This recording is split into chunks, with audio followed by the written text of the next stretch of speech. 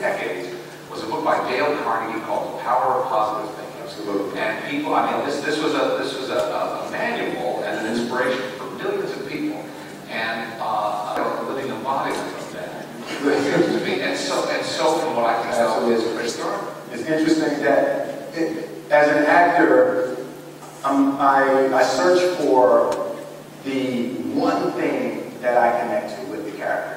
Before I play a character, I want to build on one thing. What is the one connective idea, that connective tissue between myself and this character that I have in?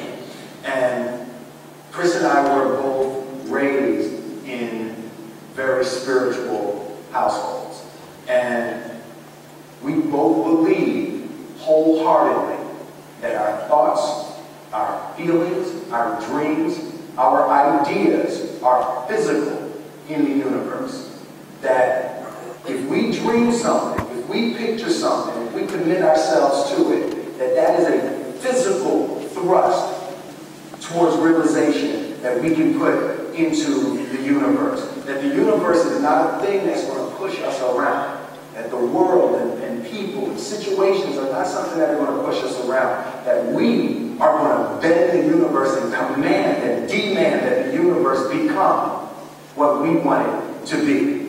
And it links back to a very spiritual upbringing. For me, it was my mother and grandmother. And for Chris, it was his mother. And there's a term that Chris always uses. I'm gonna get it right, Chris. We call it spiritual genetics. That there is a spirit of a person, and you feel that it was his mother, and he has the spiritual genetics that his mother embodied, and that was the idea that was the first connective tissue that I connected to with Chris. And I so, if there's one thing that people would walk away from this movie with, that would be my deepest hope. Someone asked me the question I was in Europe a few weeks ago promoting the movie, and the person asked me what is my preoccupation with happy endings, right? And I was sort of thrown by that a little bit, Am I preoccupied with happy endings? And the tone was as if that was unrealistic. And the question threw me because I feel like, don't we all want a happy ending? Like, is anybody sitting out there right now like, damn, I hope I get hit by a car when I run outside? This night been too good, man. I just want somebody to run me the hell over when I walk out. And I feel like the first thing, you have to believe it, right? Like, you got to believe that you can be married happily for 50 years if you ever expect to be married happily for 50 years. Like, you can't talk about how unrealistic, you can't talk about how unrealistic it is to be married happily for 50 years and expect it to happen. It's unrealistic to walk in a room and flip a switch and lights come on. That's unrealistic. Fortunately, Edison didn't think so. It's unrealistic to bend some... Hey!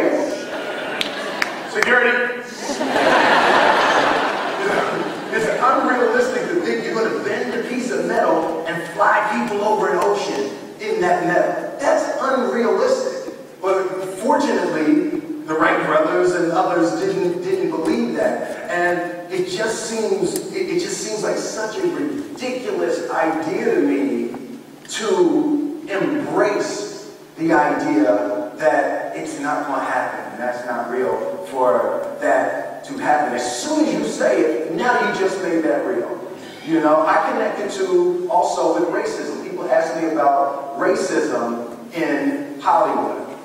Why would I acknowledge racism? When you acknowledge the obstacle, you actually give it power by the acknowledgement of it. I'm going to walk through it. I'm going to walk over it.